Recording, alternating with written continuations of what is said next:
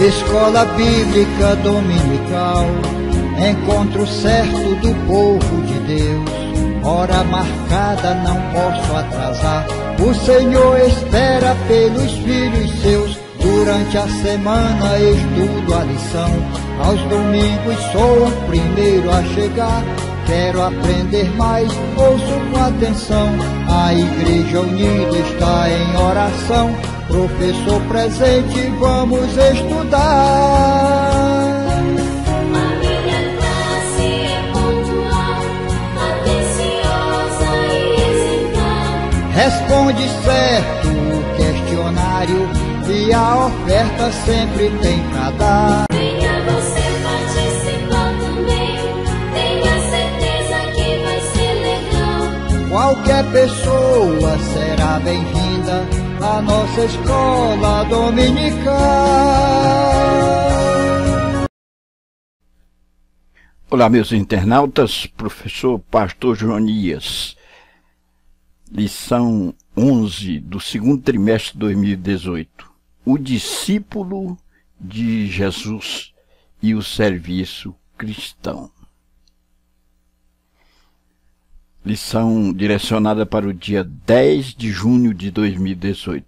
Texto áureo, porque eles mesmos anunciam de nós qual a entrada que tivemos para convosco e como dos ídolos vos convertestes a Deus para servir ao Deus vivo e verdadeiro. 1 Tessalonicenses 1 e 9. Verdade aplicada: todo membro do corpo de Cristo é responsável pelo desenvolvimento das diversas atividades da igreja local, visando a edificação e a glória de Deus. Objetivos da lição: ressaltar que devemos honrar a Deus por meio do trabalho, refletir sobre a importância de cada membro do corpo de Cristo na edificação da igreja,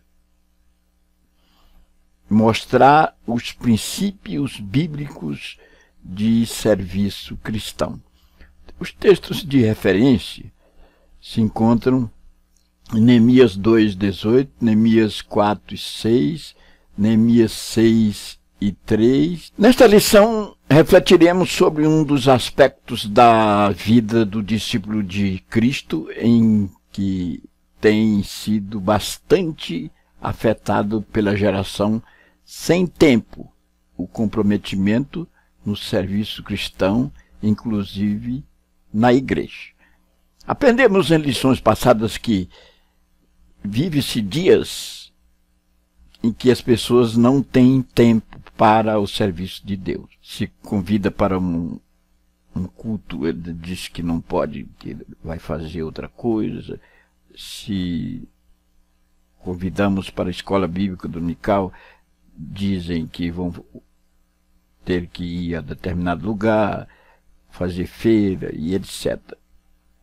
Este é um momento muito difícil. É a geração dos sem tempo. Todos dizem não tem tempo, não tenho tempo.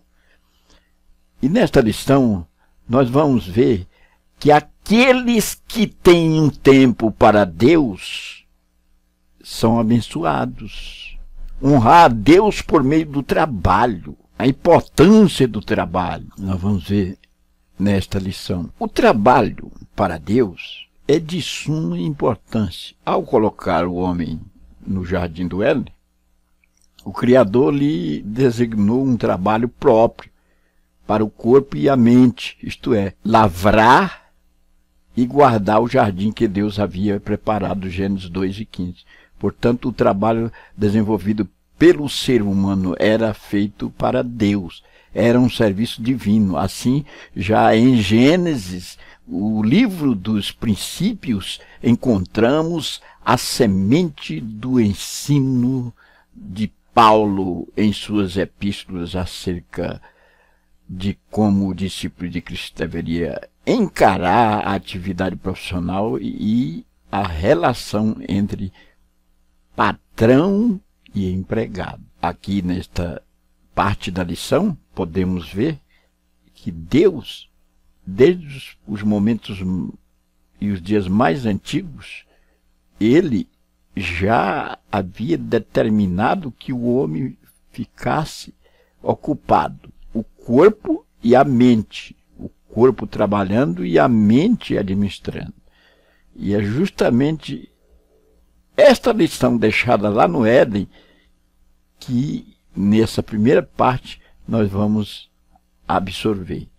Trabalhar com excelência. Trabalhar com excelência. Encontramos na Bíblia que enquanto estivermos trabalhando, devemos obedecer ao chefe ou ao supervisor como a Cristo. Trabalhar como servos de Cristo, prestando serviço como ao Senhor e sabendo que seremos recompensados pelo Senhor. Efésios 6, de 5 a 8. Note que nos 4 versículos há a menção de Cristo, o Senhor. Isto nos lembra que o trabalho feito sob a orientação ou supervisão de alguém em posição hierárquica, acima da nossa, num contexto terreno, deve ser feito como sendo oferecido ao Senhor.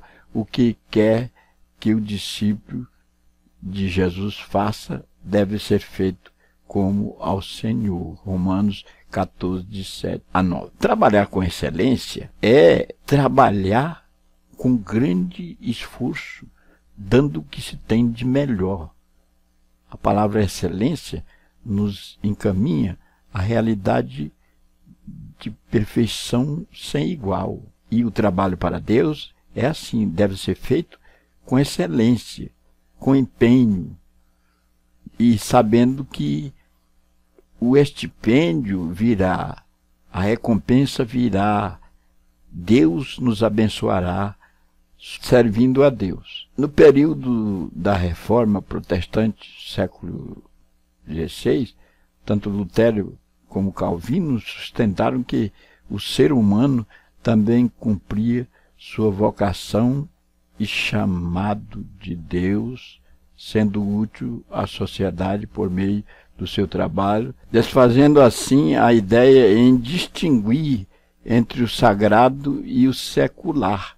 Em seu comentário sobre a Epístola de Efésios, John Stott escreveu: é possível uma dona de casa cozinhar uma refeição como se Jesus Cristo fosse comê-la, ou fazer a limpeza geral da casa como se Jesus Cristo viesse a ser hóspede de honra. É possível para professores educar crianças, para médicos tratar pacientes e para enfermeiras cuidar deles, para advogados ajudar clientes, para balconistas atender fregueses, como se em cada caso servissem a Jesus Cristo. Veja que o comentarista aqui nesse subponto, servindo a Deus, ele usa as palavras de um sábio pensador e escritor evangélico, John Stott, para firmar esta ideia da excelência, que devemos fazer o máximo para Deus, nos empenhando e oferecendo um serviço de excelente qualidade.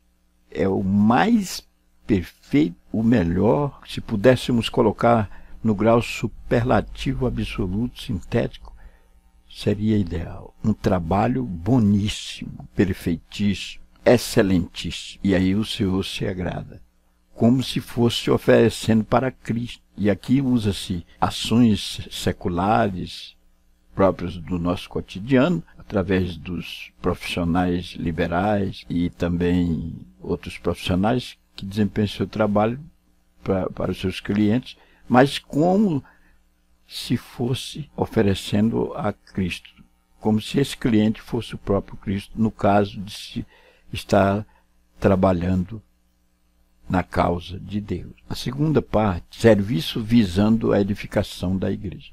Neste tópico, refletiremos sobre a importância da participação de cada membro do corpo de Cristo na edificação da igreja, como no tópico anterior.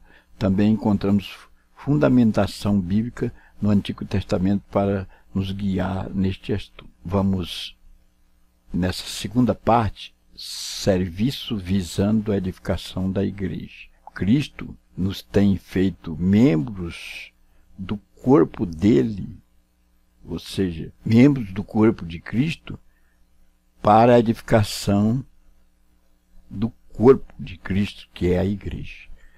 Nesse tópico, ainda há serviço a ser feito. Olhando no retrovisor espiritual, na história do povo de Deus, como o povo desempenhou o trabalho, e alguém pode até dizer, no momento não tem mais oportunidade para se fazer algo para Deus, foi no passado. Não, assim como no passado, no presente ainda há serviço a ser feito. E aqui, no tempo da reconstrução dos muros de Jerusalém, após o retorno dos judeus do cativeiro, a partir do reinado de Ciro, rei da Pérsia, aí nós vamos encontrar referência em Êxodo capítulo 1, versículo 1, foi fundamental a participação de todos os que estavam em Jerusalém na época de Neemias, Neemias 2 e 11. O templo já havia sido reedificado, Êxodo 6, de 14 a 16. Porém, os muros da cidade estavam derrubados e os portões destruídos pelo fogo, Neemias 2 e 13. Enquanto estivermos debaixo do sol, sempre haverá trabalho a ser feito.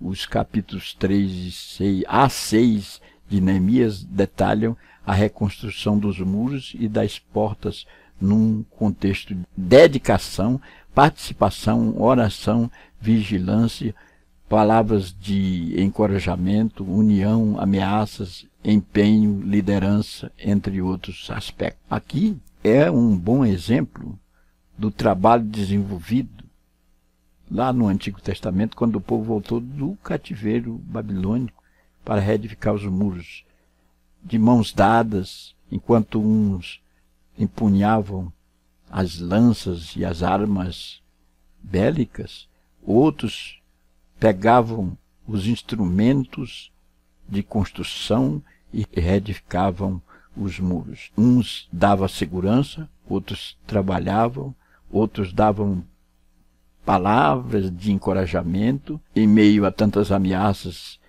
e tantos problemas, o povo conseguiu reedificar os muros. Segundo a história bíblica, os muros foram reedificados em 52 dias. Trazendo para o nosso tempo presente, podemos entender que ainda há tempo para fazer algo para Deus. Assim como no Velho Testamento, as pessoas unidas, participando, dedicando, em vigilância, em oração, realizaram grandes façanhas, também no nosso tempo presente. Aperfeiçoamento para o serviço. Interessante relacionar o texto de Neemias citado anteriormente, que junta o trabalho dos homens com a constatação de que Deus fez a obra e a reedificação da igreja com o trabalho dos discípulos de Cristo. Assim vemos que há uma ação divina e humana. Jesus Cristo dá dons à igreja visando o aperfeiçoamento dos santos, Efésios 4, de 11 a 12. J. Armitage Royston, reitor de Westminster e erudito, escreveu que este texto dá a ideia de levar os santos a tornarem-se aptos para o desempenho de suas funções no corpo. Deste modo, se verifica que o aperfeiçoamento não é um fim, mas tem o propósito de habilitar cada um para o desempenho do seu serviço. O trabalho tem que passar pelas raias do aperfeiçoamento. Aqui, citadas as palavras ou as expressões do sábio e escritor J. Armitage Robinson, que era reitor de Westminster e erudito. Westminster, uma cidade na Inglaterra, e lá tinha uma grande universidade. Este homem escreveu esse texto para tirar a lição lá da edificação ou a reedificação dos muros de Jerusalém, fazendo uma analogia à edificação da igreja. E os discípulos constroem a igreja, edificam a igreja, assim como o povo de Deus fizera o trabalho lá com Neemias outrora. Essa lição é uma lição basilar para nós, os crentes neotestamentários. A lição de Neemias. Aliás, ele foi exímio administrador, vendo o seu povo em decadência, sua cidade, a cidade dos seus pais, em ruínas, a capital, Jerusalém, precisava ser reedificado os muros. Ele se empenhou e fez um excelente trabalho, um trabalho aperfeiçoado, nos deixando a lição que precisamos trabalhar para o Senhor de forma aperfeiçoada. Buscar essa perfeição no trabalho. Se fomos colocados para desenvolver algo aqui, nos tempos presentes, precisamos olhar no retrovisor e ver este exemplo na história do povo de Deus. Todos devem participar. Cada um de nós pode participar, pois a nossa capacidade vem de Deus. 2 Coríntios 3:5. Deus opera como constatado em Neemias 6:16. Mas nós somos cooperadores de Deus. 1 Coríntios 3:9.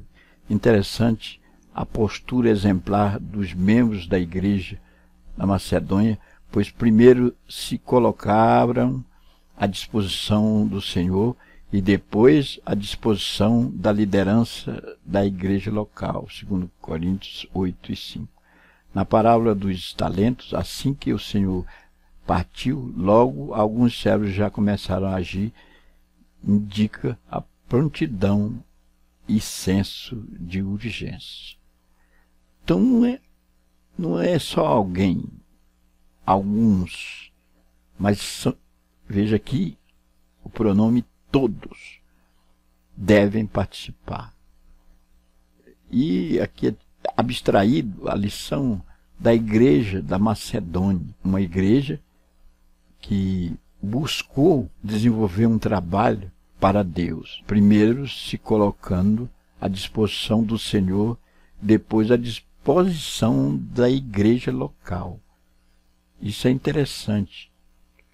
Nós desenvolvemos os nossos talentos, o Senhor deixou a parábola dos talentos, a cada um foi entregue determinada tarefa a ser desenvolvida, determinada porção para ser granjeada.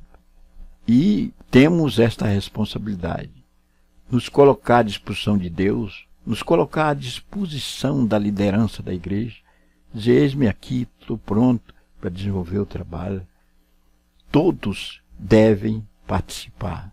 Na terceira e última parte, princípios bíblicos do serviço cristão. Como em todos os aspectos da vida do discípulo de Cristo, também no serviço cristão precisamos agir de acordo com os princípios bíblicos. Não basta boa vontade ou recursos materiais e financeiros. São importantes, porém, não substituir os princípios da palavra de Deus. Afinal, é necessário que seja feito com ordem e decência. 1 Coríntios 14:40. Com reverência e piedade. Então, nesse ponto, nós vamos ver que não basta termos talentos, não basta termos sabedoria, métodos próprios, estratégias próprias, mas que precisamos agir nos moldes da palavra de Deus. É o que nós vamos ver agora, a partir do subponto 1. Servir de acordo com a palavra de Deus. Neste tópico, destacaremos alguns princípios bíblicos. Então vamos enumerá-los aqui. Nossa atuação não deve ser um esforço para a salvação. Efésios 2, 8 e 9. Porque é bom frisarmos aqui que esse trabalho não é para recebermos a salvação, mas é porque somos salvos e prestamos serviço a Deus. Não quer dizer que esse serviço prestado é que vai nos salvar. Não podemos trabalhar com o fito de receber a salvação, mas sim de trabalhar porque somos salvos. O outro princípio, o serviço cristão não deve ser isolado, independente ou incoerente com o seu relacionamento com Deus. Apocalipse 3, de 1 a 2. Isolado. E nós vimos que o homem não é uma ilha isolada. Nós temos que nos relacionar. Trabalharmos isolados, independentes, é uma atitude incoerente. Mas precisamos trabalhar com um relacionamento estreito com Deus. O outro princípio, não deve me impedir de desfrutar a melhor parte. Lucas 10, 41 a 42. O trabalho me dá prazer e eu posso desfrutar da melhor parte desse trabalho. O quarto princípio, deve ser um serviço como consequência de pertencer ao Senhor. Atos 27 e 23. Não sirvo para pertencer, sirvo porque pertenço. 1 Coríntios 6, de 19 a 20. E de seguir ao Senhor. Lucas 8 e 3. Então, é o que eu já vos adiantei. Não vamos trabalhar com o fim de sermos salvos. Bom, vou prestar um serviço, porque através desse serviço eu vou ser salvo. Não, mas porque eu sou salvo e grato a Deus, eu presto o serviço. Quinto princípio, precisa ser conforme a palavra de Deus. 1 Crônicas 15, de 13 a 15. Nada substitui as orientações bíblicas, mesmo que se tenha em vista um fim proveitoso. Então, não é conforme eu acho. Os achismos não agradam a Deus, porque os achismos são próprios do homem. Mas nós temos um eixo norteador e precisamos trabalhar nesses moldes. É a palavra de Deus. O eixo norteador que mostra como devemos servir é a palavra. Servir de acordo com a palavra. Um bom método, uma boa estratégia, conhecimentos seculares e coisas congêneres é muito importante. Mas eu preciso olhar na palavra. É a palavra de Deus que me dá o norte. Exemplo dos Tessalonicenses. Aqui no ponto 3.2. Subponto 2 aqui. O texto bíblico de 1 Tessalonicenses 1 e 9 diz que os discípulos da cidade de Tessalônica se converteram a Deus para servir a Deus. Eles serviram a Deus mesmo num contexto de muita tribulação. 1 Tessalonicenses 1 e 6. As circunstâncias ao nosso redor não nos impedem de realizar o serviço cristão. Atos 8 e 4 nos mostra a conduta dos que andavam dispersos por causa da perseguição. Eles não deixaram de anunciar a palavra. Assim, enquanto aguardo a segunda vinda de Cristo, devo servir. 1 Tessalonicenses 1 e 10. A esperança do salvo na realidade da ressurreição e do arrebatamento, deve motivá-lo a se dedicar ao serviço cristão. Estamos na expectativa da obra de Jesus? Então devemos aproveitar e nos envolvermos na obra do Senhor. 1 Coríntios 15, 58. Exemplo dos Tessalonicenses. A igreja de Tessalônica era uma igreja que se converteu a Cristo para servi-lo e não serviu para se converter. Primeiro teve a salvação, a experiência da salvação, o gozo da salvação, e depois servia a Deus gratos pelo seu beneplácito. No nosso tempo presente, precisamos absorver essas lições. Nós somos salvos, e mesmo em meio a perseguições, em meio a tribulações, nós estamos anunciando a palavra de Deus. Oh, aleluia!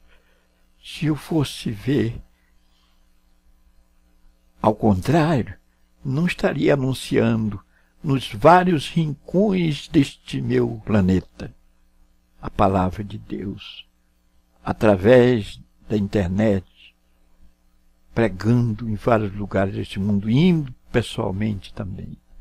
Quantas tribulações, quantas dores, quantas doenças, quantas coisas tenho enfrentado, mas o Senhor me tem dado a graça de poder fazer como os Tessalonicenses, como a igreja de Tessalônica, ser grato a Deus e prestar um serviço. Quando eu estou gravando vídeos, animando pessoas, quantos que me dão o feedback, a retroalimentação, comentando e dizendo que foram alimentados pela palavra.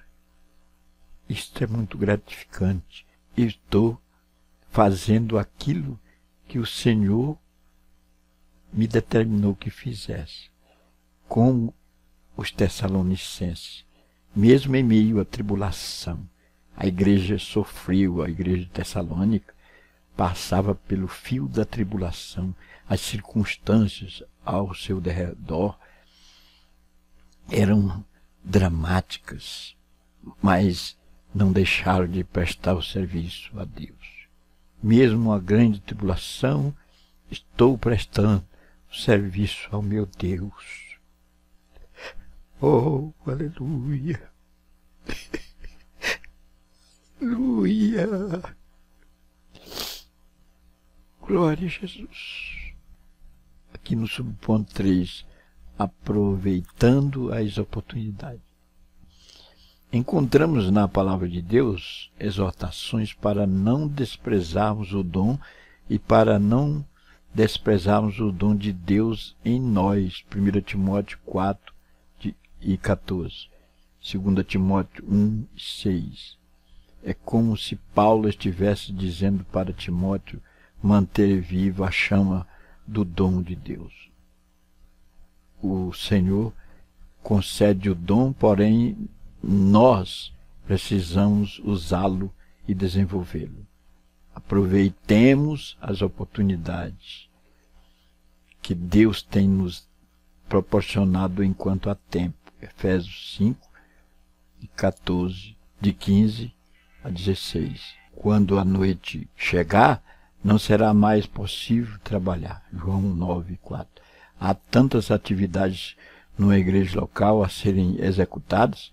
Onde estão os trabalhadores? Meu irmão, aproveitando as oportunidades.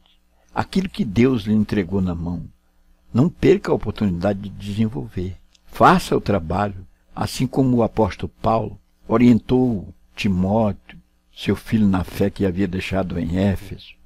E veja bem que, quando ele estava prestes a morrer, faltavam alguns dias para ele ser decapitado, ele mandou uma carta, que foi a última carta escrita a Timóteo, essa carta aqui, a segunda carta a Timóteo, esta carta é de uma preciosidade indizível. E ele fala no capítulo 4, estou sendo oferecido como uma expressão de sacrifício e o tempo da minha partida está próximo.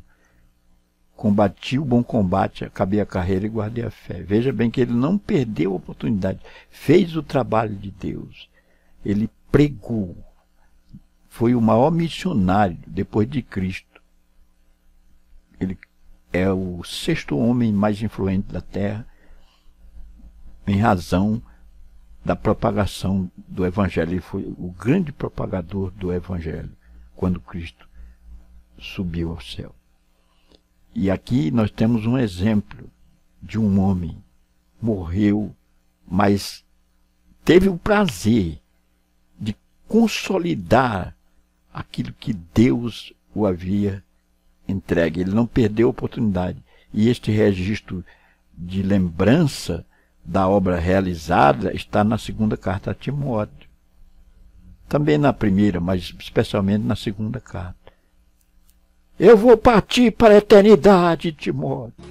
Veja, ele brada, fala, grita alto ao seu filho na fé que ele havia deixado em Éfeso. Segundo a tradição, Paulo morreu em uma prisão mamertina em Roma, um quadrado de 5x5, que não tinha porta nem janela, e o preso entrava num orifício em cima no teto. A tradição diz que Paulo morreu depois que ele escreveu essa carta, quando ele diz o tempo da minha partida está próximo, ele está dizendo que daí a pouco estaria morrendo. E foi cortado miúdo, colocado em um saco, levado para lugar ignorado. Mas este foi o homem que mais fez a obra de Deus no Novo Testamento, depois de Cristo. Não perca a oportunidade. Morreu pobre, sem riqueza. No entanto, é o 6º homem mais expressivo que a terra conheceu até hoje. Meu querido irmão, o serviço cristão é a oportunidade para o discípulo de Cristo expressar gratidão a Deus por ter sido alcançado pela obra divina da redenção. Salmo 116:12. Não é pagamento ou compensação, mas atitude de amor, reconhecimento, consagração e gratidão por tudo que Deus tem feito e concedido aos seus. Então, vimos nessa lição que nós trabalhamos para Deus, não para ter salvação, mas porque somos salvos. Gratos a Ele, nós desenvolvemos seu trabalho. Essa gratidão é expressa quando nós fazemos o trabalho de Deus. Reconhecimento, consagração, gratidão por tudo que Ele tem feito e concedido a nós. Que Deus nos abençoe ricamente, que possamos abraçar a causa de Cristo e fazer o trabalho do Senhor. Bibliografia e aqui o questionário para você entregar para os seus alunos.